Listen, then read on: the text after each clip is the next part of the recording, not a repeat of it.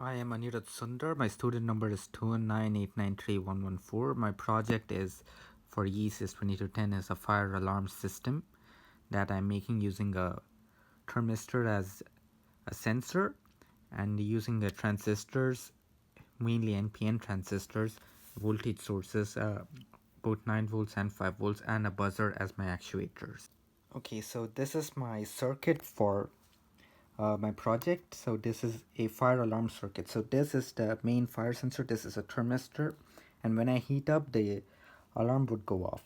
So basically this is an SR latch which works. So the signal from the thermistor goes into the latch, and then this red LED turns on, and then the alarm goes off, and a signal is passed uh, to the oscillator through a diode so that there's no backflow, and then the oscillator provides a signal for the buzzer to go off, and the signal goes to a transistor which acts as a switch, as in when the signal comes in it's on, and this is a 5-volt power source for the uh, buzzer, and this is the 9-volt for the main circuit. So I only had one 5-volt power source, so I made a voltage regulator circuit over here which provides a 5-volt for the rest of the circuit. Okay, and now I will switch. For now I will run the circuit, as in I will heat the thermistor. Yeah,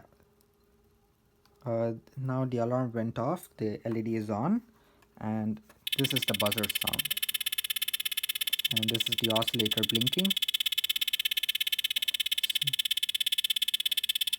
So now when I press the button it turns off, and now I will heat the thermistor again.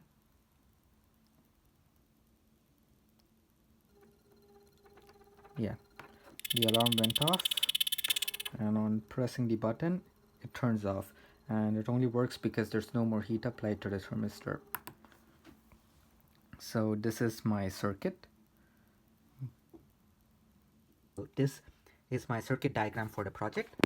So this is the 9-volt battery. First I made a voltage regulator because the circuit needs a 5-volt voltage to function. So the voltage passes through the 9-volt battery to the 0.22 microfarad capacitor, which I'm using because it was in the manufacturer's notes that it was required if the voltage source was far away from the integrated circuit. So for me, I was using a long wire, so I used it. And then this 0.1 microfarad is to make sure that the input is clean without any noise or any frequencies. So this is the integrated circuit. So it goes, so the 9 volt goes to the input, it's connected to ground, and the output is a 5-volt voltage. And the output capacitors are to make sure that the output voltage is clean and not noisy. And this is the overall circuit. This is the schematic for the LM7805 voltage regulator circuit. So in this, it consists of many transistors and a few diodes. So in this, the 9-volt input goes into the circuit over here. This is the ground, and it provides a 5-volt output. This is the SR latch part of my project. So in this, it consists of two circuits and the emitter of the first transistor is connected to the base of the second, with the emitter of the second connected to the base of the first through a 1 kilo ohm transistor. So all these transistors are of the same value. So what happens is it creates a whole state where if one transistor is on, the other cannot be on, and when the other is on, this one cannot be on. So, and then we use a push button and thermistor, which is essentially, it provides a little extra current so that this turns on. Like when this button is pushed, this circuit turns on, and thus this is off. And at the same time, when the thermistor is on, this turns on and this is off. So it's just a current path to enable the switching of the circuits. So in this is Q1 over here, so which is the green LED, and this is Q2, the transistor for the red LED, which signals that it is hot and the fire is on. So this is the thermistor, and this is essentially the fire sensor part of the circuit.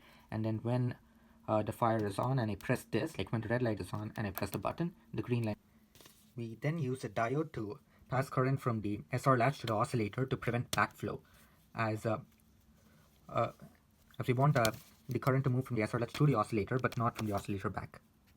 So the diode is connected such that it is connected from the output of the SR latch, which is the emitter of of the Q2 transistor, which is this transistor over here. So this is the diode, and it's connected to the input, which is the first inverter,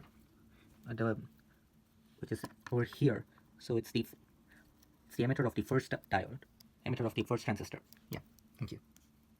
And so for the oscillator part of the circuit, which is this part, so in this it consists of two, let's say, inverter circuits in which the the LED turns on only when there is no current passing through the base of the transistor.